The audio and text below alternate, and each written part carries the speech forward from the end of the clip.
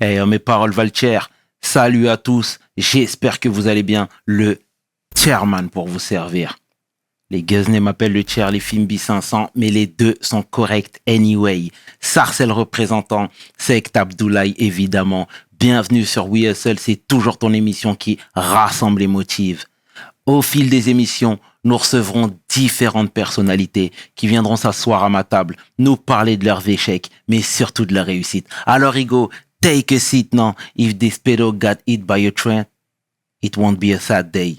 PDG, let's get it. We hustle, baby.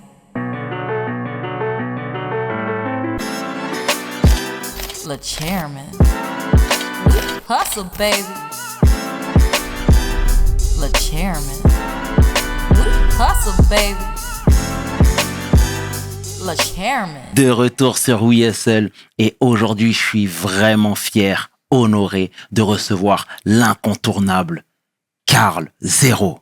Take a seat. Salut Karl. J'ai l'impression d'être une légende là quand tu me parles comme ça. Toi, si, t'es une légende. Ah, ça va, non, c'est Rocky la légende. Moi, Attends. En tout cas, tu dénonces et tu nous fais du bien. Clairement, c'est important. Je parle, j'ouvre ma gueule, je sais faire que ça. Et c'est déjà beaucoup. Sincèrement, c'est déjà beaucoup. Merci mon Dieu. Et c'est exactement ça. Comment tu vas, Karl? Ça va, écoute, ça va parce que je fais ce que j'aime et j'ai l'impression de faire quelque chose d'utile pour notre société et pour nos gosses.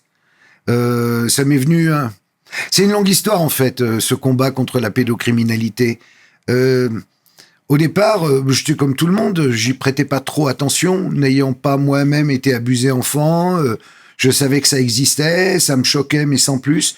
Et puis, il m'est arrivé une affaire où vraiment j'ai compris qu'il y avait un vrai problème. Mm-hmm. Cette affaire, elle est assez célèbre, c'est l'affaire Allègre. On va y venir. Elle date d'il y a 20 ans. Et là, j'ai été confronté à une fille qui m'a raconté que on lui avait bien dit de pas monter au 2e étage et de pas rentrer dans telle pièce. Mais elle avait 16 ans à l'époque, elle est montée, elle a vu une petite qui était attachée à un radiateur et qui avait pas de poitrine, qui avait, je sais pas, 10-11 ans, tu vois. Et là, elle n'a plus jamais reparlé. Puis il a fallu qu'un gendarme mette 2 ans à la faire parler et puis qu'après elle me parle. Et là, j'ai compris que ça existait réellement. Et pour moi, c'était pas possible en vrai. Je pouvais pas l'imaginer. Et là, j'ai compris. Après, ça m'a coûté chaud. Ils m'ont viré de canal, machin. Bon, on va y venir. Mais là, je suis devenu un warrior et un bandit. Un scélérat. Et un mec qui fait. C'est fini. T'as plus ta carte. Tu sors du système. Tu dégages. Mais tu sais, ici, on a l'habitude de retracer le parcours de prime abord. Clairement. Toi, tu disais ici et là que tu n'étais pas forcément doué pour l'école. Non. Mm-hmm. Non, j'étais une forte tête. C'est-à-dire, je mettais tout en doute. J'aimais pas que les adultes aient la science infuse et nous obligent à croire des trucs, alors que tu voyais que parallèlement, c'était des clampins, quoi. Enfin, je sais pas. Moi, quand j'étais un enfant, c'est marrant. Maintenant, je suis un enfant, mais quand j'étais un enfant, j'étais un adulte. C'est-à-dire, j'étais intelligent, je comprenais les choses très vite. Et j'aimais pas qu'on m'impose des trucs. Si un truc me faisait chier, je voulais pas le faire. Mais pas méchamment, si tu veux. Et puis j'aimais faire le con aussi. Beaucoup. Mais t'as des restes, hein? Beaucoup, ouais. Non, mais j'aimais déconner ou faire le meneur de classe, tu vois, pour foutre la merde. On avait détruit l'école avec des ballons, toutes les vitres, enfin, des conneries, tu vois. Où est-ce que tu as grandi? Dans un très beau quartier, dans le 7e arrondissement de Paris. Quartier chic s'il en est. Malheureusement, de parents désargentés. Donc, c'était Canada Dry. On avait, mais en fait, on n'avait pas la thune. Mais on était quatre frères dans un petit appart. On allait dans une école catholique et on avait en fait une vie de gens pauvres, même si on maintenait le standing, parce que dans ces familles-là, ça se fait pas d'être pauvre, tu vois. Mes parents étaient des universitaires et étaient des gens finalement, comment on dit, des rêveurs, tu vois. Mais ils étaient très intelligents, très cultivés. Ils m'ont beaucoup apporté. J'ai pas eu une enfance malheureuse, mais j'ai pas eu une enfance heureuse non plus. Parce que j'avais l'impression que quand j'avais 8 ans, j'avais l'impression que j'en avais 40. Et donc, c'était très compliqué pour moi. heureusement, il y avait la déconnade. Mais même à l'école, si tu veux, comme j'avais pas les moyens, les autres le voyaient, quoi. Tu vois, quand c'est la 3e année que t'as le même pantalon et le même pull, tu passes un peu. Mais je veux pas pleurnicher, tu vois. C'était quand même dans le 7e, il y avait les Champs de Mars. On pouvait se promener aux Champs de Mars et voilà. Mais j'étais pas heureux d'être enfant. J'avais pas envie d'être enfant, en fait. J'avais envie d'être dans l'action, moi. Mais quand tu dis que à 8 ans, tu faisais 40 ans, limite, hein. Mais c'était pourquoi? T'avais trop de responsabilités? T'avais déjà pris conscience de certaines choses de la vie? Oui, j'avais compris à peu près l'essentiel de. C'est très curieux à dire, hein, je sais, mais je voyais tout, quoi. Je percevais tout ce qu'il y avait de faux dans le monde des adultes. Ok.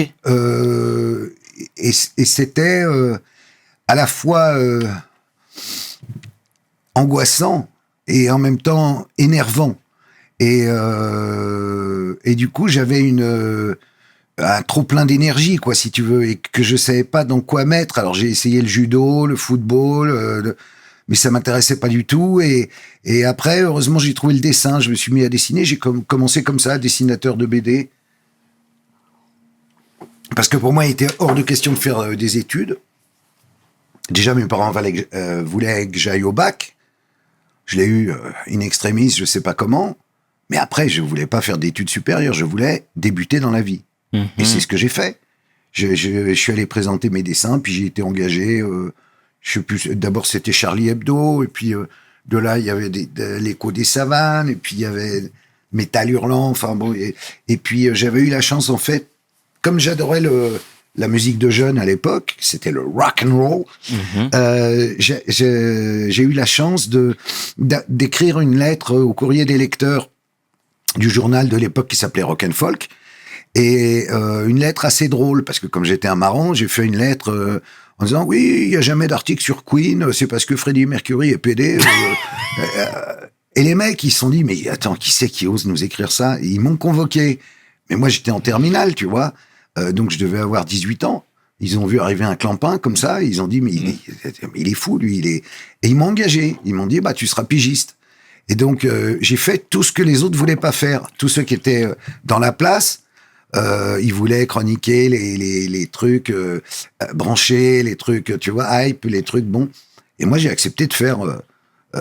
qui c'est qui veut aller chroniquer le concert de, je sais pas quoi, Bowie, des Rolling Stones, de machin. Les autres, ils voulaient plus y aller. Pour eux, c'était... Moi, j'ai fait tous les gros trucs, ZZ Top, le machin, le truc. Bon, mais c'était, moi, j'adorais le rock, donc j'étais heureux, tu vois. Et puis j'étais payé 100 francs le feuillet. Bah attends, pour moi, j'étais en terminale, t'imagines. J'étais rock critique, quoi. Bon, c'est vieux, c'est il y a plus de 40 ans, tu vois. Mais c'était de la chance.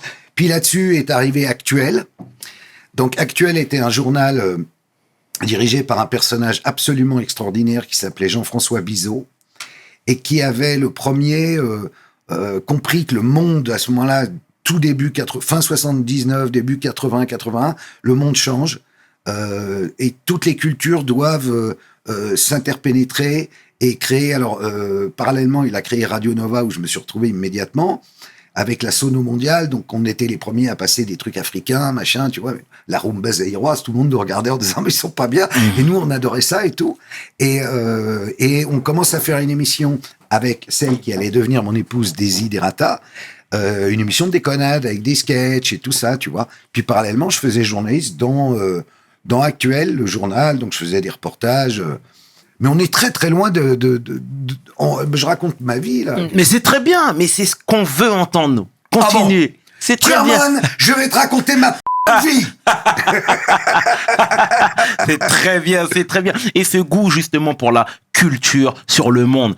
Je la dois à ce monsieur, Jean-François Bizot, et à son journal Actuel. J'ai pas fait d'études, mais finalement j'ai fait des études au sein de ce magazine, au sein aussi de Radio Nova, et on a eu la chance, puisque c'est le début des années 80 aussi, d'être dans un Paris qui bougeait vachement et où arrivaient des tas de gens que personne connaissait, mais qui allaient tous devenir, dans leur genre, des stars.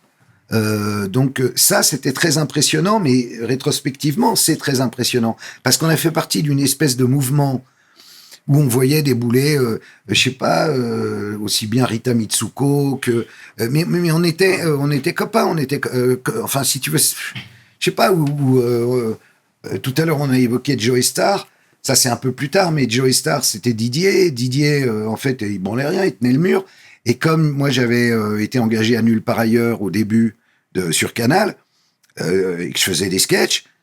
Dès qu'on avait besoin d'un Blackos qui tenait le mur, on appelait Didier. Didier, il était content parce qu'il avait on lui filait un peu de pognon et une amitié est née. Et elle dure.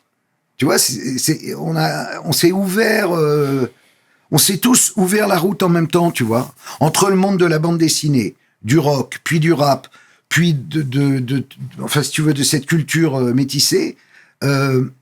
On a vraiment créé quelque chose, je crois, à ce moment-là, et qui a donné au fond Canal+. Parce que Canal+ était l'héritier. En fait, Bizot, il savait trouver des mecs, des talents, ou des filles, mais des talents. Et il les envoyait à De Greff, qui était le patron des programmes de Canal+.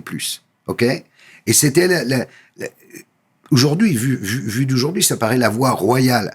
En vrai, c'était pas la voie royale. On était une énorme bande de branleurs, mais intelligents, drôles, capables, journalistes, tu vois. Et à l'arrivée, ça a donné ce qui a fait l'explosion de Canal+. Et aussi la possibilité sur Canal+, au départ, où on avait carte blanche, vraiment. D'accord. Si tu veux. Carte blanche, on faisait ce qu'on voulait. Mais des coups, on était drôle, des coups, on n'était pas drôle. tu rentres en quelle année chez Canal ? 87. Ok. 87. D'accord. Entre-temps, donc, j'ai fait du journalisme de presse écrite. Et la Radio Nova. Moi, je t'ai découvert sur Canal+. Plus tard. Plus tard, exactement. Je t'ai découvert plus tard dans le vrai journal. Ah, le vrai journal, là, c'était différent. Exactement, c'est là où je t'ai découvert. Après 7 ou 8 ans de sketch dans Nulle part ailleurs, on s'appelait les fantaisistes buccaux, tu vois, avec Albert Algou, avec De Caunes, avec machin, bon. Moi, j'en pouvais plus. J'en pouvais plus parce que mes sketchs, c'était toujours des sketchs politiques à message.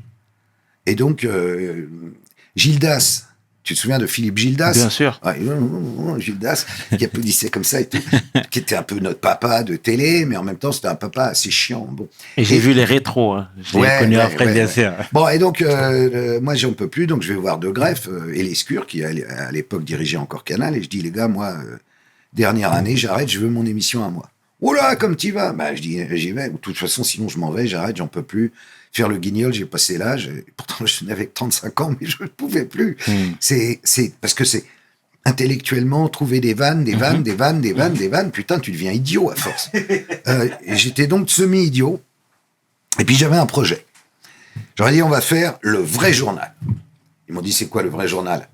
Tu es en train de nous dire que les autres journaux de TF1, de France 2 sont des faux journaux ? J'ai dit, oui, c'est un peu ça. J'ai un problème. Quand je regarde les informations à la télévision, je n'y crois pas. J'ai l'impression qu'on me ment. Donc, j'ai envie d'aller vérifier par moi-même, d'être dans la cour des grands et d'aller vérifier avec ma propre équipe de journalistes ce qu'il en est, si les autres me mentent. Parce que je suis comme la plupart des gens. À un moment, il faut arrêter de me prendre pour un con. Et ils étaient suffisamment joueurs, intelligents et sympas pour me laisser faire. Et ils m'ont dit, ok, vas-y, fais ton émission, et puis si jamais tu déconnes, dehors. Ça n'a pas loupé, j'ai déconné, et ils m'ont mis dehors, mais ils m'ont mis dehors 1 mois. C'est-à-dire au bout de 2 mois, alors ce qui est marrant, c'est en audience, il m'avait dit, si tu fais 7%, dès la première, je fais 13, ensuite 14, ensuite 15%, bon, c'était le dimanche, 12h40, 13h30. Ça marche du tonnerre, et puis il y a... En fait, par un moyen... Enfin, comment on récupère des cassettes, tu vois, bon. On avait récupéré une interview de Bokassa. Et Bokassa disait ma femme est venue me voir hier soir et m'a dit « Est-ce que je peux coucher avec Chirac ? Il a très envie de moi. » Et je lui ai dit « Vas-y, c'est un gaulliste. » On diffuse le truc dans le vrai journal. Et là, le monde nous tombe sur la gueule. Parce que, manque de bol, ce jour-là, le président Jacques Chirac était en train de déjeuner avec Bernadette, son épouse, et la mère de Bernadette, qui devait avoir 190 ans, et il voit cette séquence. Là, évidemment, le téléphone sonne, Dominique de Villepin, secrétaire général de l'Élysée, appelle Pierre Lescure. Pierre Lescure me convoque. Et après, ils vont utiliser, en fait, ils vont dire, c'est parce que tu as fait un sketch qui s'appelait Peuple Fiction, qui était une parodie de Pulp Fiction, où le peuple allait demander où étaient les promesses à Chirac, et donc il flinguait Chirac, Juppé, machin. C'était un sketch. En fait, la vérité, c'était la cassette de Bokassa. Bon, voilà. Là, alors ils ont dit, bon, on arrête le vrai journal. Et là, De Greff, vis-à-vis de Lescure, a été très courageux. Il a dit, on n'arrête pas, on l'arrête un mois. On l'arrête un mois. Alors, t'es puni pendant un mois. J'ai été puni un mois. Et après, ça a duré 10 ans. Donc, finalement, tu vois. Eh ben, c'est très bien ce que tu nous racontes, Karl, c'est très bien. Mais tu vois, encore une fois, je t'ai dit, moi, je t'ai découvert dans le vrai journal où il y avait ce côté satirique. Ça passait les dimanches, hein, clairement. Où moi, j'aimais beaucoup le ton, j'aimais beaucoup ce que tu incarnais, pardon. Et je me souviens de l'affaire Allègre, où tu en as parlé. À l'époque même, ça avait fait un gros boom parce que beaucoup de personnes disaient que toi, tu avais fabriqué des preuves, que les personnes que tu avais emmenées en plateau étaient en vérité des acteurs, que tout était vraiment inventé, sorti de ton imagination. Qu'est-ce que toi, t'as à dire aujourd'hui par rapport à ça, finalement? Que j'ai rien inventé du tout, que je me suis trouvé confronté à une affaire qui me dépassait et dont je ne mesurais pas exactement les tenants et les aboutissants. C'est-à-dire que au départ, Patrice Allègre est un serial killer. Exact. Ok. Et puis il s'avère qu'il y a un gendarme courageux qui s'appelle le gendarme Roussel et qui va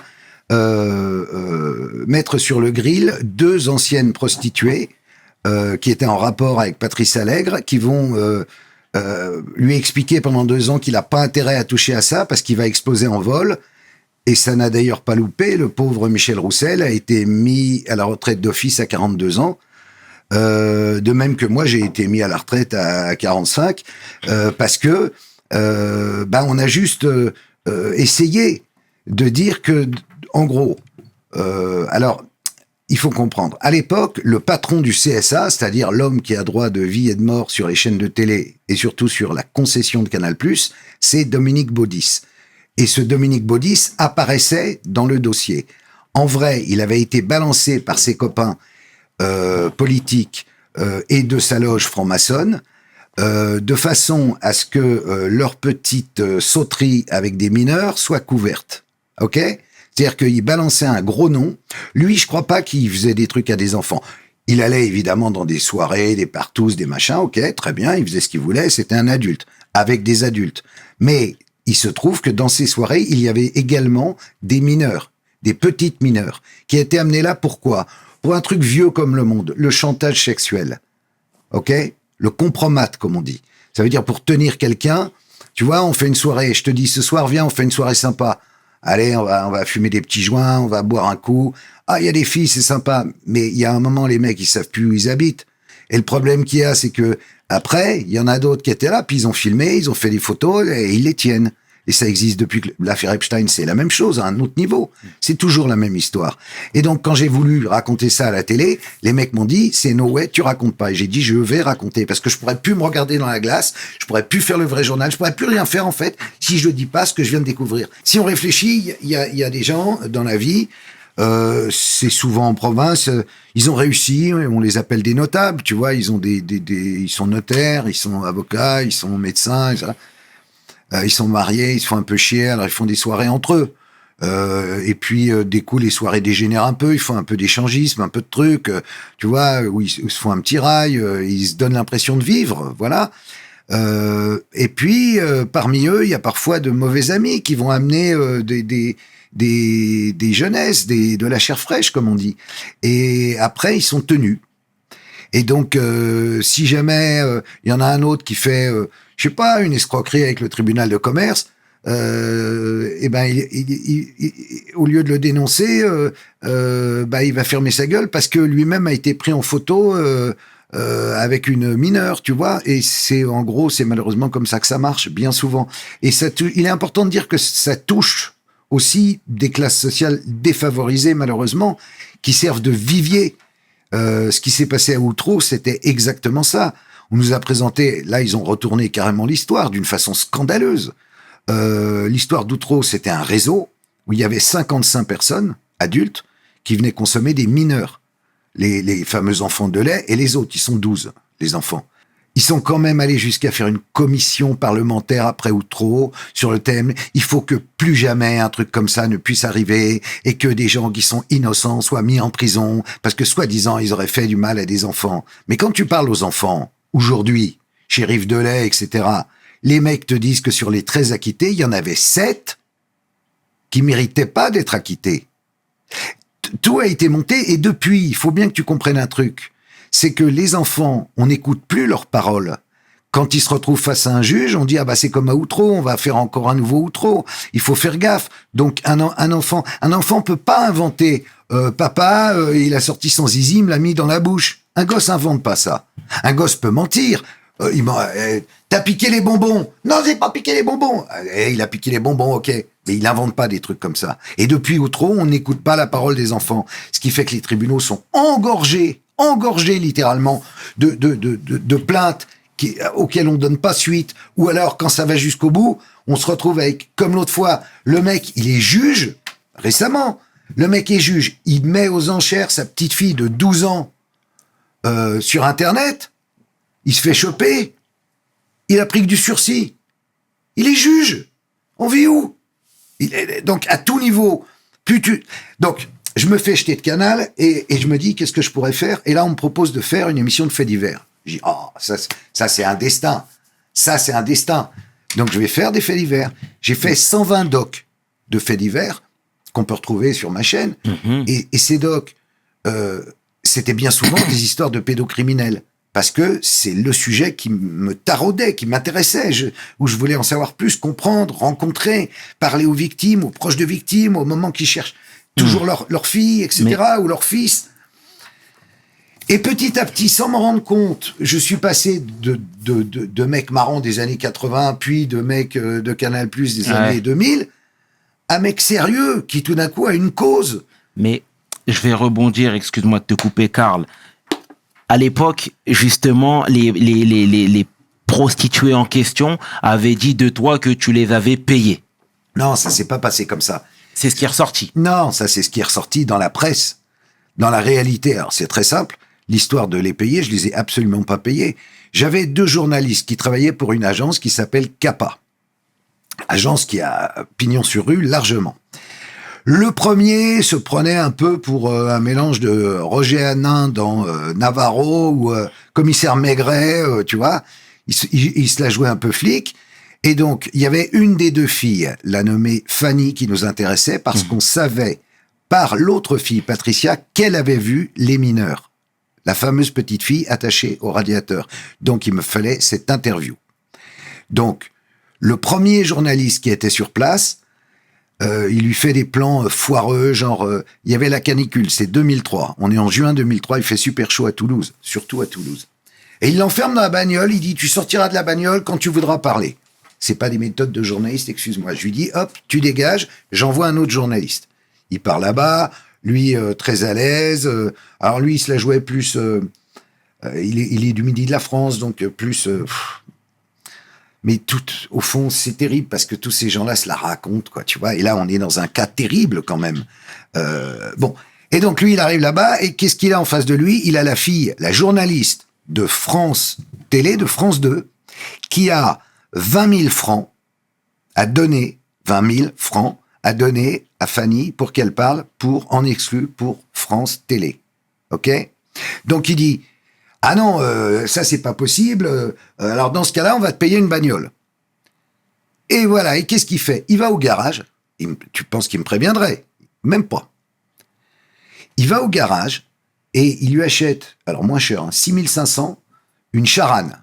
Pourquoi? Pour emmener ses gosses à l'école. Elle a 4 gosses. Elle a pas le permis en plus. Enfin bon, n'importe quoi. Et donc, il m'appelle et il me dit bon, c'est réglé. Tu peux venir l'interviewer. Je lui ai acheté une charane. Tu lui as acheté une charane. Non, mais tu te fous de ma gueule. Enfin, je ne veux pas acheter, j'ai pas les thunes, c'est toi qui vas la payer. Je prends l'avion, je descends à Toulouse, je rencontre Fanny, et mon journaliste, il fait, on va acheter la charane. Je dis, on va acheter la charane, mais vous déconnez complètement, parce que ça, on va me reprocher derrière. On dira que je paye le témoignage de quelqu'un alors que je sais que cette personne dit la vérité. Oui, mais je pouvais pas faire autrement. Il y avait les 20 000 euros, les 20 000 francs de... j'ose pas dire son nom, de la journaliste de France Télé. N'oublie pas qu'à la même époque, sur TF1, sur ces fameuses ex-prostituées, elles sont tous les soirs masquées dans le journal de TF1. Tout le monde est sur le coup. Donc, je dis, on trouvera une manière de s'en sortir habile. On dira que c'est un avaloir sur un livre avec Fanny. En fait, mais là, évidemment que je fais une connerie, mais c'est pas une connerie que j'ai décidé moi. Pour moi, ce qui compte, c'est de pouvoir diffuser en l'antenne le témoignage de cette fille parce que je sais qu'il est vrai. Et que je veux que la France sache. Je suis donc dans mon rôle. En même temps, évidemment, je suis content, j'ai un scoop. Je suis journaliste à l'époque, tu vois, et on est 12, on est en phase de rédaction, ils sont 200. Tu vois, donc il y a aussi ce combat-là. Il faut pas gommer cet aspect-là, ce côté spectaculaire, Bien sûr. qui est peut-être ridicule, mais qui en même temps, dans une cause comme ça, est très important. Donc, et à ce moment-là, évidemment, il y a des tas autour de moi, il y a des tas de garde-fous qui me disent, non mais arrête, on arrête tout, on dit pas. Je dis, mais on peut pas ne pas dire. Il faut dire. C'est très important. Qu'est-ce qu'elle est devenue, cette petite fille? Elle est où? Qu'est-ce qui se passe? Voilà exactement. Donc, quand on a dit, il paye, c'est vrai qu'on a acheté une charane à cette fille, mais les autres, ils voulaient filer. Tu sais, en fait, ce que les gens comprennent pas aussi, c'est que à cette époque-là, la télé, c'était un milieu où il y avait vraiment du pognon. Et par exemple, je me souviens de l'affaire du bagagiste de Roissy. Donc, j'avais réussi à le joindre. Les gens chercheront sur Internet. Bon, là, un mec accusé à tort d'être un islamiste, machin, bon. Et je négocie avec lui, avec son frère, je négocie l'interview. Et là-dessus, il y a Ardisson, il passe derrière, il lui file 20 000 boules et hop, terminé. Et il était chez... Donc, quand c'était pas Ardisson, c'était Fogiel. Ils payaient tous, tout le monde payait, tout le temps. Donc, mais là, je touchais à un truc. Quand c'est le bagagiste de Roissy ou machin, et tout le monde ferme les yeux. Quand il s'agit de dire, voilà, dans la haute société d'une ville, de province, il y a des soirées où ça dégénère. Alors, ils font du SM, du SMR, du machin, ils font ce qu'ils veulent. Ils sont grands. S'ils veulent bon, pardon, je vais être vulgaire, ils font ce qu'ils veulent. Mais pas un mineur. Et ça, il faut le dire. Il faut le dire. Et donc, voilà. Mais tu savais qu'à partir de ce moment-là, tu étais dans l'œil du cyclone? Je l'ai compris très très vite. Je veux dire, j'ai été l'œil du cyclone. Pour moi, il a duré longtemps suite à ça. Les gendarmes m'ont convoqué. Moi, j'étais en Normandie. Ils m'ont téléphoné. Ils m'ont dit, vous rappliquez immédiatement à Toulouse. On va vous foutre en garde à vue. Alors, je dis, ok, très bien, j'arrive. Et je pars avec mon avocat. Il me dit, alors évite la ceinture et mets des mocassins, les lacets, machin, tu vas y aller direct. Et j'ai été entendu directement à l'aéroport par les flics, par les gendarmes. Gendarme que par Michel Roussel, qui avait été viré entre-temps de la gendarmerie, puisqu'il avait fait parler les filles, je savais qu'ils n'étaient pas de mon côté, ces gendarmes-là. Parce que dans la gendarmerie, il y a une hiérarchie, et à un moment, c'est elle qui décide. On arrête l'affaire ou on continue l'affaire. Là, ils avaient clairement décidé d'arrêter l'affaire. Ils avaient muté le pauvre gendarme Roussel, et je savais que j'allais passer un mauvais quart d'heure. Mais j'avais des arguments que je viens de t'expliquer. Les mecs m'ont écouté, ils ont noté, ils ont dit, bon, vous pouvez rentrer chez vous, hein, merci, on va pas vous emmener à la brigade. Puis je suis rentré chez moi. Et après, j'ai eu 9 ans de procès. 9 ans. À chaque fois, j'ai été mis en examen. À chaque fois, j'étais blanchi. À chaque fois, remis en examen. Toujours par Baudis, par machin, par l'autre, par le troisième. Et à chaque fois, et ça s'est terminé en correctionnel et j'ai gagné. Et voilà, fin de l'histoire. Mais évidemment, après, toutes les portes se sont fermées. Parce que j'étais le mec par qui le scandale arrive, qui raconte un truc qui n'existe pas. Les partout, c'est pas vrai. Les réseaux, c'est pas vrai. C'est des fantasmes de journalistes. Mais moi, j'ai pas ce fantasme-là, excusez-moi. Hein. Donc... Et comment, du coup, t'as réussi à vivre, toi? Parce que toutes les portes étaient fermées. Tu vois, plus aucun deal sur la table. Et il y avait une longue traversée du désert. Tu sais, moi, je te voyais plus à l'écran. Ben non. On te voyait plus non, du tout. C'était terminé. Tu vois? Terminé. Ben, tu passes de tout à rien. Ouais, c'est ça. Tu passes de tout à rien. Le téléphone sonne plus. T'es un pestiféré. T'es une merde. Même ceux qui disent, ouais, putain, sur le fond, t'as raison, te disent, t'es quand même, en termes de carrière, t'es un énorme connard, t'es fou. Je dis, ouais, mais on n'a qu'une vie. On n'a qu'une putain de vie. On est là. Si tu vas pas au bout, alors, T'es quoi? T'es quoi en vrai? Moi, je suis croyant, hein. Donc ça joue beaucoup. Je sais très bien, je suis intimement persuadé, tu me diras, c'est ton avis personnel, mais que notre chemin, il s'arrête pas le jour où on meurt. Exactement. On vient d'ailleurs, on va ailleurs. Exactement. Donc, et on devra à un moment répondre, et sans doute à soi-même, de ce qu'on a fait. Tout à Donc fait. là, moi, je juge que c'est ma ligne et que c'est comme ça. Et que, ok, ça va. Et on a tout perdu avec ma femme. On a tout perdu. C'est quoi tout perdu? Bah, on avait gagné beaucoup d'argent, bah, on a mangé notre argent. Parce qu'il n'y avait plus rien. Et qu'on avait des gosses et qu'on voulait pas que les gosses se rendent compte que c'était la culbute, mais ça a été la culbute. Évidemment que ça a été la culbute. C'est ça qu'ils voulaient, la mort psychologique, morale et professionnelle. Et ils l'ont eu. Et Mais dans mon malheur, j'ai quand même réussi à trouver, grâce à 13e rue, qui m'a proposé de faire une émission de faits divers, j'ai quand même réussi à maintenir à peu près la barque, quoi, à faire un truc, et en même temps, en faisant un truc qui m'intéresse. Pour moi, c'était vachement bien, parce que c'était un retour au journalisme de terrain. Le journalisme où tu vas voir des gens, où tu prends le train, le truc, le machin. ouais, bien sûr. T'es pas la star à qui t'as 14 assistantes, enfin le truc de les années Canal. Quoi. Eh ben, ouais, exactement, parce que chez Canal+, c'est toi qui t'invitais dans le salon des gens. Tu vois Ouais, ce que je veux ouais, dire? ouais. Et dans 13e rue, il fallait te chercher, il fallait te découvrir. Ouais, Ou te redécouvrir. Et puis c'était très différent, si tu veux, sur les interviews sur le vrai journal, c'était des politiques, et c'était au théâtre ce soir. J'arrivais, je les tutoyais, je les roulais dans la farine, je me marrais. Là, c'est très différent. T'es en face d'une personne, et sa petite fille a été violée dans la cave. Les gendarmes ont même pas osé lui dire. La femme, elle a pas vu un juge d'instruction en 21 ans. J'invente pas, c'est une vraie histoire. C'est dans la série Les Oubliés de la 6. Je vois une dame. Elle a vu un juge d'instruction parce que je suis arrivé 21 ans après pour faire le sujet. Ça a fait un entrefilet dans la presse, je te jure, local. Du coup, il y a eu un juge d'instruction et du coup, ils ont trouvé le mec. Donc, en fait, la puissance du média, quel qu'il soit, au début, c'était Canal+, c'était les grandes chaînes, c'était machin. Maintenant, la puissance, mec, elle est là. Exact. Elle est là, je suis là, il se passe ça. Terminé. Exact. Non, mais sans deck. Et après, si tu veux, moi, je pense, en termes de carrière, de machin, j'ai plus rien à prouver, ça va, tu vois. Par contre, j'ai encore de l'énergie, j'ai 60 ans, je vais pas faire petit retraité, machin, tu vois, j'ai envie de me battre. J'ai envie de me battre sur ce terrain-là. Parce que ce terrain-là, il est partout, il gangrène notre société. La France, c'est pas Pédolande par hasard. Et s'il n'y a pas un mec qui se dresse et qui aide les autres, qui met sa notoriété au service d'une cause, c'est ça que je fais. C'est-à-dire que moi, je peux aller parler avec n'importe qui. Tu peux me mettre en face, tu le sais très bien. Bien sûr. Le pape, le Dalai Lama, Macron, qui tu veux, tu vois, tout va bien. Lui expliquer les problèmes qu'on a. Mais ils aiment pas trop me recevoir, en vrai. Tu vois, ils sont un peu... On avait fait 1 sur 5 le film, on a fait 1 sur 5 face aux politiques, il y en a la moitié qui sont pas venus, tu vois. Macron en tête est pas venu, Mélenchon est pas venu. Et le pire, c'est que la plus au point, c'était Marine Le Pen. Moi, je les avais là, quoi, tu vois. Parce que je viens pas de cette tendance-là du tout. Même quand, du temps du vrai journal, dès qu'il fallait recevoir Maigret ou Le Pen, je me barrais, je disais, il s'interviewe lui-même. C'était obligé pendant les élections de donner un temps d'antenne égal à tout le monde. Moi, je refusais.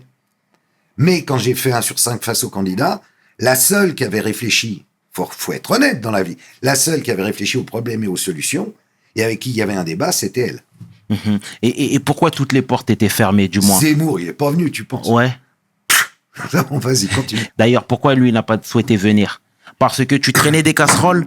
Parce que tu mettais les doigts là où ça faisait mal? Oh, j'ai une explication concernant, mais je vais pas la dire. Ouais. Lui, il m'a juste envoyé un texto en me disant ça ne fait pas partie de mes thèmes de campagne. Très bien, ok, admettons. Là-dessus, il y a 2 mois, la petite Lola. Hein? Tu te souviens de la Bien petite sûr, Lola? mais c'est tout frais. Ok. Là, le Zemmour, il ressort du bois et il fait une espèce de campagne parce que c'était Dabia B, Ouais. donc une Algérienne sans papier qui avait tué Lola. Alors là, ça devient une cause nationale subitement. Donc je lui rappelle à ce moment-là par tweet interposé Non mais attends, faut arrêter de déconner. Soit la pédocriminalité, il y a un enjeu et il est pour tout le monde, algérien, pas algérien, quoi. Quand c'est Fourniret, tu bouges pas une oreille. Quand c'est Lelandais, tu bouges pas une oreille parce qu'ils ont des noms français. Mais par contre, quand c'est Dabiabé, tu bouges une oreille. C'est pas normal. En plus, l'affaire Lola, à mon avis, elle est pas finie. Parce que moi, je crois pas, perso, à une fille de 24 ans, soi-disant SDF, mais en fait Instagrammeuse, machin, tu vois, qui fait un crime rituel, en mettant un 0 et un 1 sur les pieds, avec toute seule, et pour le plaisir. J'y crois pas. Moi, je pense qu'ils étaient plusieurs. Je pense que, alors les flics travaillent, ils veulent rien dire, elles les sont. Mais moi, je le sens pas. J'y crois pas. En tout cas, mettre ça sur le terrain, faut quand même, mettre ça sur le terrain du fait que, ouais, elle est algérienne, alors, bon, enfin, ou alors même, admettons, tu sais ce que c'est les enfants zouris. Bon, ça peut être une histoire d'enfants zouris, mais elle est pas toute seule. La fille, elle est pas toute seule, c'est pas possible. Et t'as répondu? Zemmour? Ouais. Oh, tu parles. Non, mais il considère que je suis un malade mental. Ouais. Non, mais c'est très bien de nous mettre en alerte et nous éveiller sur tout ça. Toi, la pédocriminalité, c'est ton terrain de chasse, comme on le sait tous. Hein. Moi, j'ai regardé le reportage 1 sur 5, qui est vraiment, comment dire, un documentaire choc, coup de poing. Tu vas pas me dire que c'est complotiste. Non, il y a rien de complotiste dedans. Non, honnêtement, c'est criant de vérité. Et c'est un documentaire coup de poing, comme je te l'ai dit. C'est vraiment du militantisme à l'état pur. Eh ben, ça n'a pas empêché Marianne, ça n'a pas empêché Libération, ou l'autre patate, là, arrêt sur image, Schneiderman, de me chier dessus en disant que j'étais complotiste, que c'était n'importe quoi, que, tu vois, non, mais sans déconner, quoi. Mais alors, ils protègent un système, ils protègent un truc, ils ont des trucs à se reprocher, tu finis par te poser la question. En fait, tu finis par t'énerver un petit peu. Ça fait 20 ans qu'on fait ça quand même, avec Serge Garde, avec Laurence Beneux, avec Oméra Cellier, avec maintenant Bibrave et tout. Il y a beaucoup d'assos, il y a beaucoup de gens qui savent, qui se rendent compte. Et il se passe rien au niveau des pouvoirs publics, rien, mais rien. Mais il y a eu la loi Billon, entre-temps. Non, mais la loi Billon, mais quoi. Non, je suis obligé de t'en parler. Ouais, non, mais la loi Billon. Tu vois ce que je veux dire? Mais c'est juste rien, quoi. C'est rien. Attends, rétrospectivement, ils ont fait quoi? D'abord, ils ont dit, ah non, le premier quinquennat, c'est celui des femmes. Ok, alors on ne parlera pas des enfants. Bon, ok, bah alors on va attendre le deuxième. Hein. Si vous avez que ça à foutre, on y va, très bien. Ils étaient obligés, il y avait MeToo. Ils avaient le feu au cul, il fallait qu'ils fassent un truc. Mais sur les enfants, ils n'ont pas bougé une oreille. Puis après, ils se sont dit, tiens, on s'occupe des enfants. On nomme Elisabeth Guigou. Bonne idée, Elisabeth Guigou, ancienne ministre socialiste, présentable, meilleure amie d'Olivier Duhamel, lequel tombe dans la lamentable histoire où il violait son petit, je sais plus quoi, son petit neveu, son machin oui, le petit Kouchner, là, le livre de Camille Kouchner, bon, etc. Là, ils se disent, il faut faire un truc. Alors, ils virent Guigou parce qu'ils se rendent compte qu'elle sent le pâté. Ils mettent Taquet, un petit gars qui venait d'Havas. Il connaît rien à la pédocriminalité. Donc, Taquet, il n'était pas au taquet. Et puis, au revoir Taquet. Et puis, depuis, il y a la Civise. Ça, c'est pas mal. Il y a le juge Durand, qui est un mec bien. Mais il n'est pas très rentre-dedans. Et c'est un juge. Alors, c'était le juge de Bobigny. Il est très juge, donc il parle très, très bien. Il est très, très calme. Et il dit des vérités. Mais j'ai le sentiment qu'il dit juste des vérités et que personne au-dessus ne l'écoute. Et que ça va pas se transformer en loi. D'autant qu'il a juste une mission de conseil. T'as pas 2-3 conseils à me filer pour en finir avec la... Si, je vais te... Alors, il réunit des mecs, ils font des belles réunions, ils sortent des paplards avec lesquels le gouvernement se torche. Voilà ce que je pense. Je pense qu'il faut que le peuple s'exprime, que les gens disent non. À partir de maintenant, on ne touchera plus aux enfants. Que la génération future, ça ne leur monte même pas au cerveau qu'on puisse toucher un enfant. Que ça soit un truc, il y aura toujours. Je parlais avec un psy, il me disait 4%. Il y a 4% de pervers. 4% sur la population globale. Ça ne veut pas dire 4% de pervers pédophiles. 4% de pervers. Il y en a qui aiment des vieilles, il y en a qui aiment 4%. Sur la population mondiale. Ouais, il y aura toujours une petite partie. Mais infiniment moins grande que celle qu'il y a aujourd'hui. Parce qu'aujourd'hui, le problème qu'on a, c'est que c'est de partout. C'est dans toutes les institutions. Et les institutions se couvrent. Elles ne font pas le ménage. Si, l'Église a commencé à faire le ménage. Mais l'éducation nationale, il n'y a pas de ménage. Les ASE, il n'y a pas de ménage. C'est clair. Partout, c'est. Et puis, il y a un autre problème, c'est la cyberpédocriminalité qui est, comme tous les gosses ont des portables. Pour les prédateurs, c'est hyper facile de les choper via les réseaux. Enfin, c'est partout, il faut réagir, il faut un coup d'arrêt absolu. Mais t'es conscient aussi que ton message est reçu et validé par beaucoup d'entre nous. Tu vois, là, je pense même à Frisk Corleone qui parlait de toi. Ouais, tu vois ce que je veux dire? Ça me touche beaucoup parce que c'est pas ma génération, c'est pas mon style de musique. Moi, je suis resté Johnny, machin, tu vois. Mais ça me touche à mort quand je vois que des jeunes reprennent le truc derrière ou quand je vois, par exemple, le travail de la team Moore. Steven Moore, donc, a commencé à La Réunion, son truc de chasseur de pédos, et maintenant, ils sont 50, ils ont fait arrêter 200 personnes, et il a commencé tout ça parce qu'il avait vu à la télé le fichier de Zandvoort, qui est un doc que j'ai fait avec Serge Garde. Je l'ai vu. Et là, il s'est dit, non, il a eu la même réaction que moi quand je me suis retrouvé face au témoignage de l'ex-prostituée. Il s'est dit, c'est pas possible. Il y a un problème, Et donc, il a créé la Team Moore. Donc, c'est bien d'avoir, évidemment, des gens plus jeunes que toi qui te soutiennent et qui vont dans le même sens. Et si on peut arriver à faire péter ce truc-là, ce tabou, ce non-dit, putain, mais on aura servi à quelque chose. C'est que je sache.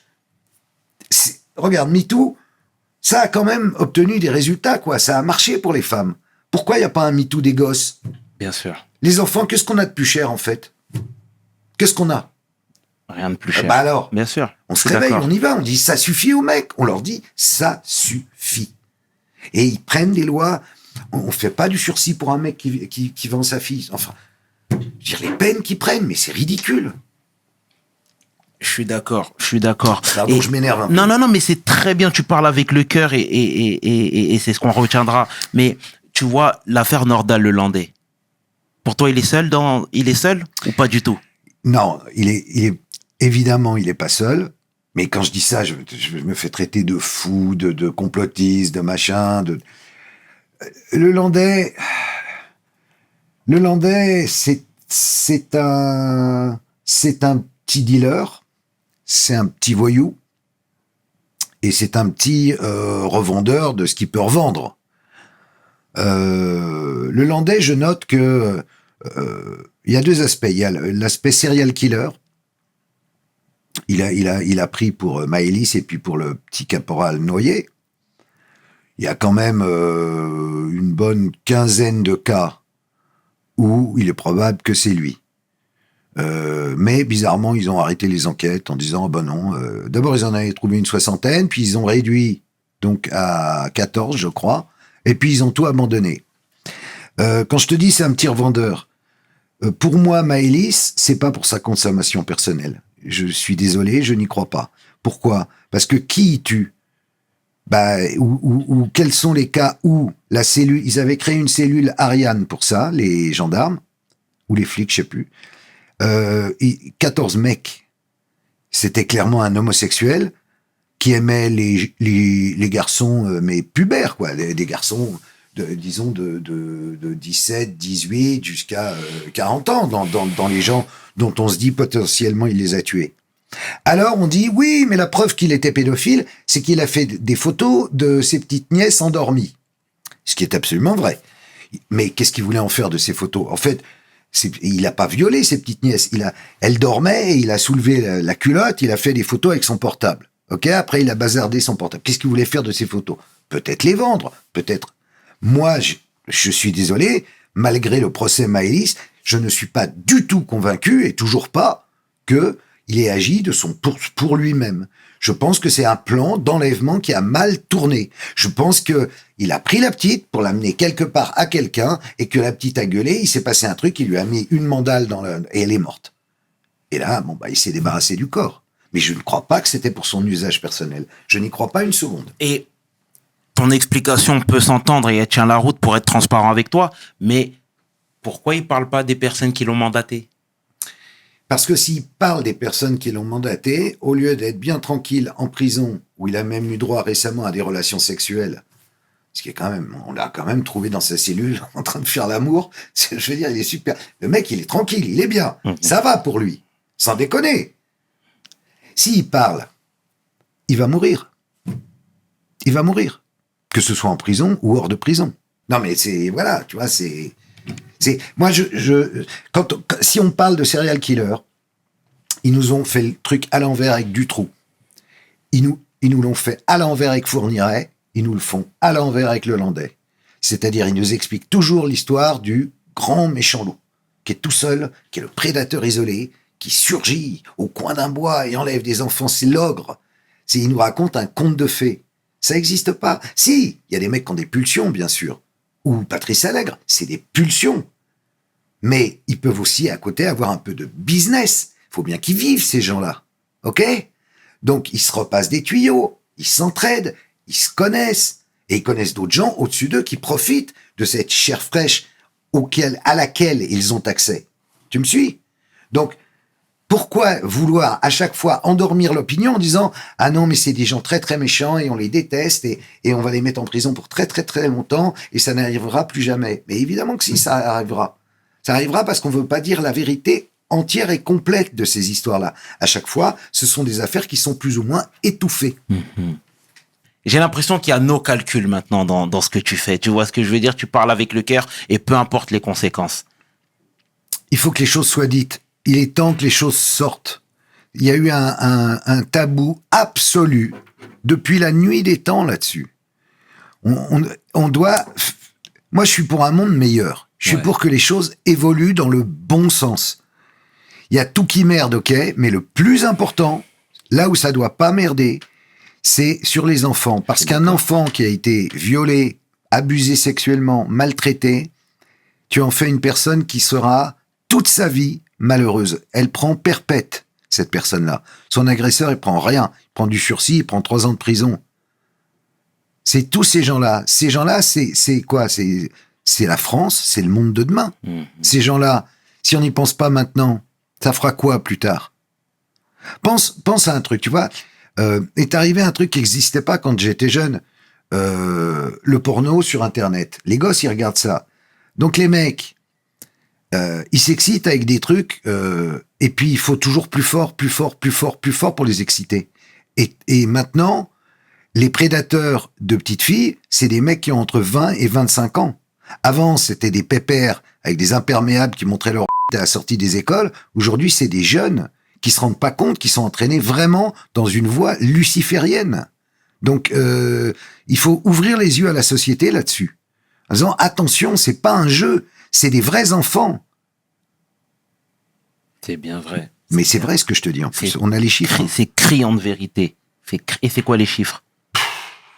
C'est que j'en parlais avec Steven Moore, il me disait que aujourd'hui, puisque eux, en fait, tu sais, leur boulot, c'est de traquer tu veux que je raconte un peu la team Moore ?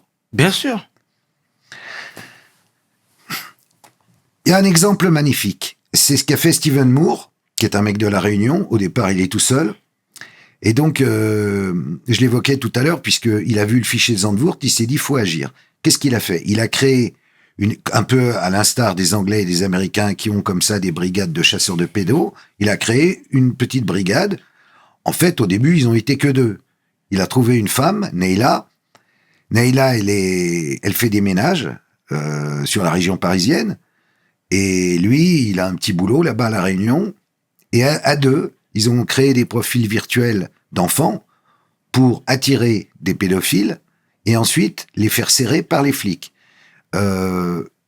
Ils prennent soin évidemment de ne pas les malmener ou leur fracasser la gueule, ce qui tomberait sous le sens, mais non, parce qu'ils veulent que les mecs soient traduits en justice, et ils ont réussi dans bon nombre de cas, plus d'une centaine, et puis il y a aussi d'autres affaires qui sont en cours, et on aura le verdict plus tard, mais donc ils font un travail extraordinaire, ces gens-là, et c'est eux qui m'ont confirmé que les prédateurs qu'ils attrapaient maintenant étaient des jeunes. C'est fini enfin, il y a encore des vieux, parfois il me parlait de vieux Suisses de 80 ans qui se enfin, c'est pitoyable. Mais là, c'est des jeunes qui tombent dans un truc qui si tu veux, il y a une espèce d'explosion des valeurs, et donc, à terme, de la valeur essentielle du monde, qui est la famille. Je suis désolé, ça a toujours reposé là-dessus, je vois pas pourquoi ça serait plus ça. Et d'ailleurs, on nous propose quoi d'autre comme valeur, comme vraie valeur? Au-delà de parler de religion, de croyance, de spiritualité, de tout ce que tu veux. Si déjà on bousille l'idée même de famille et où on peut faire tout à n'importe qui, notamment aux enfants, excuse-moi, dans ce cas-là, moi je me retire. Ouais. On le salue, ce Steve Moore. Alors, on a besoin de gens comme lui, qui dénoncent et qui agissent surtout. Et on n'oublie pas Neila, qui est extraordinaire. Neila, au passage, big up à eux. Et ce sera le mot de la fin, Karl. Voilà, aujourd'hui, tu sais, nous, il y a quelque temps, on avait reçu une militante, une journaliste, Aude Lancelin, pardon, je ne sais pas si ça te parle. Oui, bien sûr. Voilà, on parlait de la liberté de la presse, à savoir, elle disait que tu avais forcément les mains bâillonnées quand tu appartenais à un grand groupe. Qu'est-ce que tu aurais à dire, toi, par rapport à tout ça? On a le contre-exemple avec Paul Moreira, avec Mediapart, etc., qui eux-mêmes essayent de dénoncer comme ils le peuvent, mais de manière générale. De manière générale, c'est pour ça, je vais te dire, là, j'ai lancé, c'est mon actu, comme on dit. J'ai lancé une plateforme VOD qui s'appelle carl0.tv sur laquelle je diffuse des films, des documentaires que je rachète dans le monde entier et qui sont des trucs que tu trouves nulle part, qui sont ni sur YouTube, ni qui traitent uniquement de la lutte anti-pédocriminelle. Il y a un film, Child Voice, que j'ai mis sur ma plateforme. C'est un film qui avait été commandé par Amazon. Il est resté 1 jour sur Amazon et ils l'ont retiré. Quand ils ont vu le film, ils se sont dit « Merde, nous, on a commandé ça, c'est pas possible !» Parce que c'est un film qui raconte l'histoire d'enlèvement et de viol d'enfants. C'est pour ça que j'ai lancé cette plateforme, pour qu'on ait un endroit, pour en faire aussi un média. Parce que moi, j'avais envie, j'aime bien être invité, tu vois, mais j'ai envie de faire moi-même aussi des trucs. Et des interviews, et de suivre des cas personnellement, ou de re-raconter des histoires. Donc là, je suis en train de préparer une série sur Dutroux, sur l'affaire Dutroux, la réalité de l'affaire Dutroux en Belgique dans les années 90, et le réseau Dutroux derrière, parce que Dutroux, là encore, n'était pas un prédateur isolé. Et alors, c'est 5 € par mois. Alors, tu vas me dire, c'est cher, et je vais dire non, parce que en réalité, on perd des ronds, parce que chaque film... Bah déjà, faut l'acheter, faut trouver les droits, faut donc le clearer, ensuite faut l'acheter, ensuite faut le traduire. Et donc, chaque film, il revient à peu près à 1500, 2000 balles. Mais en même temps, c'est là où tu le verras, c'est sur carl0.tv. Et puis, ça me fait un média, un autre média 100% indépendant, où je peux mettre le travail d'autres en avant, et en même temps, les aider à vivre en filant un peu de pognon, tu vois. Alors, il y a aussi pas mal de films français, mais il y a aussi, on a des Allemands, des Italiens, des Espagnols. On a plein de trucs, en fait. On a... Voilà, il faut que les gens aillent jeter un œil là-dessus, carl0.tv. D'accord. C'est ma petite promo. Bah, c'est très bien, c'est très bien. Mais bon, voilà, c'est une plateforme, mais c'est un grand mot, plateforme. Hein. On a 2500 abonnés pour l'instant, donc... Bon, bah, c'est très bien. En tout cas, Karl... Sincèrement, au nom de toute l'équipe, nous te remercions. Merci. Sincèrement, d'avoir fait le déplacement, de nous avoir parlé de ce fléau, ce problème. Je t'avais promis que je viendrais, je suis venu. Eh ben, t'as qu'une parole. Et ça fait plaisir. Merci à toi, Karl. Merci, Sherman. C'était le chairman. C'était le chairman. Exactement. Le chairman, les mecs. K500. Tu peux inverser, les deux sont corrects, avec l'homme que l'on nomme Karl0 pour We Hustle. Mes paroles valent tiers. Peace. We hustle, baby.